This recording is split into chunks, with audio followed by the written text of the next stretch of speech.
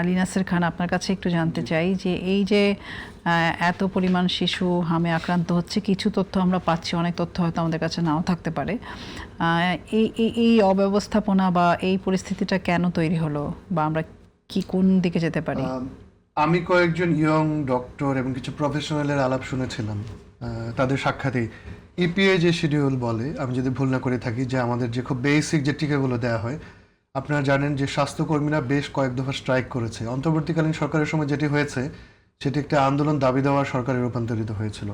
অনেক শিশুকে আমরা দেখতে পেয়েছি যে বয়স 9 পেরোয়নি, তো তারাও বিভিন্নভাবে আক্রান্ত হয়েছে, এবং আরও একটু বয়স বেশি যাদের সেই শিশুরা। তো এই যে ইপিএস শিডিউল বিপর্যয়ের কারণে তারা কিন্তু সেই টিকাটি পায়নি। আপনি জানেন যে হার্ড ইমিউনিটি তৈরি হতে, আমি যদি টেকনিক্যাল পার্সন না, আমি প্লেন যেটি জেনেছি এবং পড়েছি সেটি বলছি,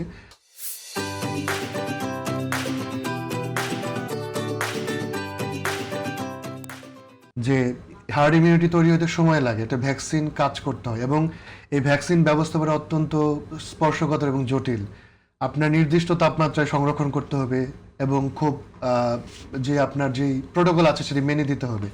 সেই বিপর্যয়টা কিন্তু ইনস্ট্যান্ট ঘটে নাই। আবার এই ক্ষেত্রে আরেকটা বড় ব্যর্থতার জায়গা রয়েছে এই সরকারের। সরকার দেখবেন খুব সহজেই, খুব পরিষ্কার করে অন্তর্বর্তীকালীন সরকারের উপর দায় চাপিয়ে দিচ্ছে। কিন্তু আমরা যখন আইসিইউ পাচ্ছি না শিশুদের জন্য, এনআইসিইউ পাওয়া যাচ্ছে না, বা ডক্টর পাওয়া যাচ্ছে না, বা যারা বিশেষভাবে ক্ষমতাশালী বা অর্থবিত্তে যাদের অভাব রয়েছে, তারা কিন্তু এই চিকিৎসাটি পাচ্ছে না সরকারি হাসপাতালে। সেই ক্ষেত্রে দেখা যায় যে এই মানে সিমটম রয়েছে হামের, কিন্তু অন্যান্য যে কমপ্লিকেশন রয়েছে সেখানে কিন্তু শিশু মৃত্যুর পরিমাণ বাড়ছে। ময়মনসিংহ সহ অনেকগুলো মেডিকেল কলেজে আমরা দেখেছি, ঢাকা মেডিকেল কলেজ সহ। তো এই সরকারের নাজুক স্বাস্থ্য ব্যবস্থাপনাকে দায়ী অবশ্যই করতে হবে। আপনারা দেখেন যে আমরা যেমন স্বরাষ্ট্র দপ্তরের মন্ত্রীকে সংবিধান, আন্তর্জাতিক সংবিধান বিষয়ে অনেক কথা বলতে দেখছি, স্বাস্থ্যমন্ত্রীকে অত বেশি তৎপরতা আমরা দেখতে পাইনি। এমনকি ধরেন যেই হসপিটাল এবং আমাদের যে অ্যাভেলেবিলিটি রয়েছে যেই ধরনের সার্ভিসেস এগুলো মানে ম্যানেজ করার জন্য, সেক্ষেত্রে কিন্তু আমরা অনেক ধরনের অবহেলা এবং নানান ধরনের জটিলতা দেখতে পাচ্ছি।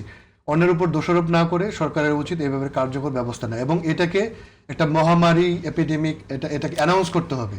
তো এখন গভর্নমেন্ট যদি মনে করেন যে বর্তমানে যে সরকার মাত্র 3 মাস এখনো হয় নাই বলা যায়, তারপর আসলে কতটুকু করা সম্ভব? হানিমুন পিরিয়ডের কথা আমি বলছি না, মানে যেই সময়টা পার হয়েছে সেই সময়ের মধ্যে কতটুকু করা সম্ভব, বা এটা কি সম্মিলিত প্রচেষ্টায় করা সম্ভব কিনা? আপনারা তো বিরোধী দলে আছেন, মানে আপনারা সম্মিলিতভাবে কিছু ভেবেছেন কিনা এটা নিয়ে? আমরা কিন্তু আমার জাতীয় নাগরিক পার্টির যে ন্যাশনাল হেলথ অ্যালায়েন্স আছে, সেখান থেকে কিন্তু আমরা হটলাইন নাম্বার চালু করা, এবং হচ্ছে ইমার্জেন্সি সাপোর্টের জন্য প্রত্যেক হসপিটাল ভিত্তিক আপনার টিম করে দেয়, এটা আমরা কিন্তু করেছি আমাদের তরফ থেকে।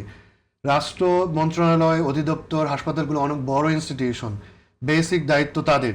তো আপনি যেটি বলেছেন, মতামত নেওয়া যেতে পারে, এটা বিরোধী দল বা অন্যান্য যারা আছে, এক্সপার্ট যারা আছে, তারা অপিনিয়ন দিয়েছেন। সদিচ্ছা ব্যবস্থাপনা হচ্ছে সরকারের হাতে। তো রাষ্ট্রের যেটি জরুরি সেবা, সেক্ষেত্রে কিন্তু কোনো আপনার যদি কিন্তু চলে না।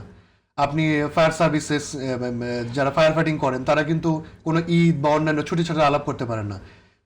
ধরেন আমরা যে চিকিৎসালয়গুলো রয়েছে, তাদের কিন্তু কোনো ধরনের ছুটি ছাড়া বিশেষ আপদ বিপদের আলাপ সেখানে চলে না। আপনার যে কোনো সময় এই ধরনের মহামারী আসতে পারে, যে কোনো হেলথ ইমার্জেন্সি আসতে পারে, আপনাকে মোকাবেলা করার জন্য সোচ্চার থাকতে হবে।